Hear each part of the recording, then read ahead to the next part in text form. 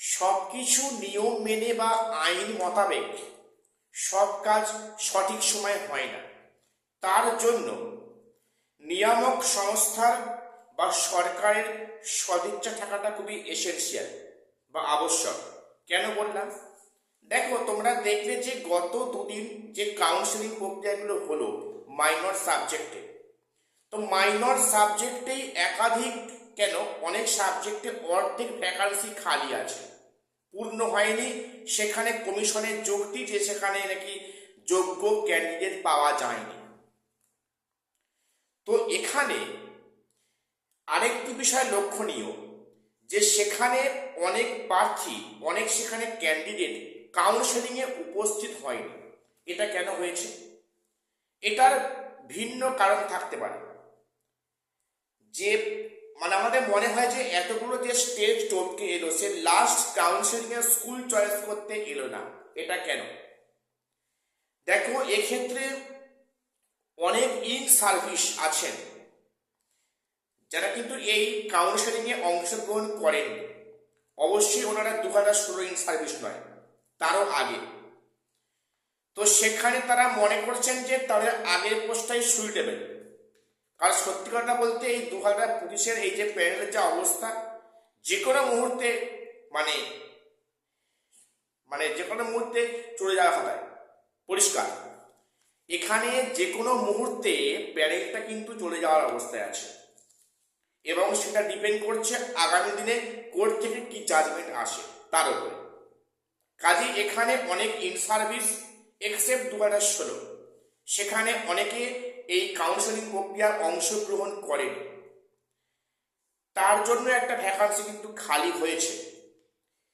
যাই হোক, সেটা যদি পর্ষদ সভাপতি যদি বলেন যে যোগ্য শিক্ষক পাওয়া যায়নি, আমি সেটাই বললাম যে হ্যাঁ ঠিক আছে, তাহলে এই যে ভ্যাকান্সিগুলো যে খালি হয়েছে, তাহলে সেখানে কিন্তু ওয়েটিং থেকে ম্যাক্সিমাম সংখ্যক ডাকার কথা, বা অনেক ক্ষেত্রে সেকেন্ড স্টেজ বা সেকেন্ড লিস্ট ফর ভেরিফিকেশন আসার কথা। কিন্তু সেটা কি আদৌ আসবে?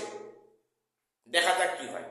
সেটা ডিপেন্ড করছে ওয়েটিং থেকে কতজনের ডাক পাবে, কতজনের চাকরি হবে, সেকেন্ড লিস্ট প্রকাশ পাবে কিনা, সেটা ডিপেন্ড করছে সম্পূর্ণটা কিন্তু সরকার এবং কমিশনের সদিচ্ছার উপরে। অর্থাৎ আমরা জানি এটা নিয়ম মেনে হওয়া উচিত, সেটা ডিপেন্ড করছে সরকারের সদিচ্ছা বা কমিশনের ইচ্ছার উপরে। এই একটা বিষয় গেল। এবারে যে মেজর সাবজেক্ট, যে কোর সাবজেক্ট বা বাকি সাবজেক্ট যেগুলো পড়ে আছে ওই 7টা বাদ দিয়ে, তার কাউন্সেলিং নোটিশ তো এখনো গেল না। আজকে 27 তারিখ, কালকে ফেব্রুয়ারি মাস শেষ।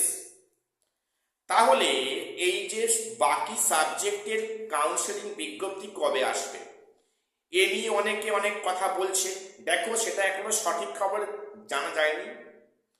তবে যেটা হওয়ার সম্ভাবনা আছে মোটামুটি, দেখো মার্চের 1 তারিখ তো গ্রুপ সি পরীক্ষা, 8 তারিখ গ্রুপ ডি পরীক্ষা।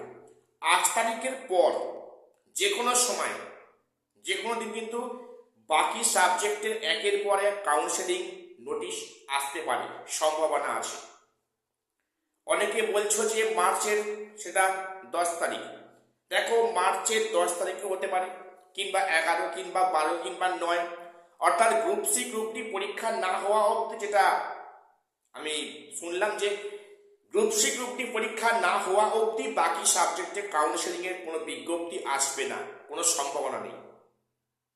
অর্থাৎ সেখানে 9 তারিখ, 10 তারিখ কিংবা তারও পরে কিন্তু সেখানে কাউন্সেলিং নোটিশ আসতে পারে।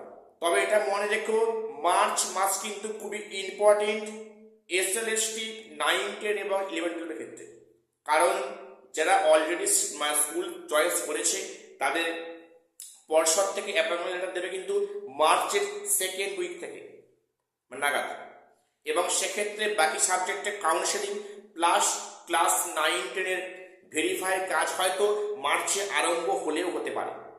কাজেই মার্চ মাসটা কিন্তু খুবই গুরুত্বপূর্ণ এসএসসি ক্যান্ডিডেটদের কাছে। তো যাই হোক, আজকে এটুকুই আপডেট দেওয়ার ছিল। প্রত্যেকে চ্যানেলটা সাবস্ক্রাইব করে রাখবে এবং গুরুত্বপূর্ণ নিউজ পাওয়ার জন্য। আর শেষ করছি, দেখা হচ্ছে পরে কোনো আপডেট নিয়ে।